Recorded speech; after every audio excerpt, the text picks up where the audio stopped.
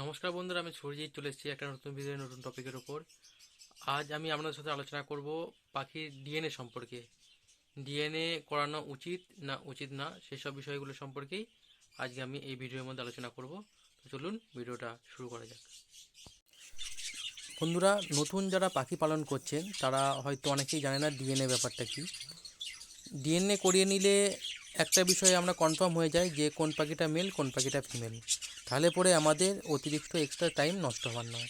মনে করুন কোনো একটা পাখি আমরা কিনে নিয়ে এলাম, কিনে নিয়ে আসার পরে 1 বছর ধরে খাওয়ালাম, সে অ্যাডাল্ট হলো, যখন তাকে ব্রিডিংয়ে বসাতে যাব দেখলাম দুটোই মেল কিংবা দুটোই ফিমেল। তাহলে পরে কী হবে, তা থেকে কোনো প্রোডাকশন হবে না, প্লাস আমাদের সময়টা নষ্ট হবে। কিন্তু মনে করুন যদি আমরা ডিএনএ করিয়ে নিই তাহলে পরে আমরা নিশ্চিত থাকবো যে আমরা এ থেকে ব্রিডিং পাবো, কারণ মেল ফিমেল কনফার্ম না হলে ব্রিডিং পাওয়া সম্ভব নয়। এছাড়া বড় পাখির ক্ষেত্রে তো ডিএনএ করানো মাস্ট। ডিএনএ ছাড়া কোনোভাবেই বড় পাখি ব্রিডিংয়ে বসানো যায় না।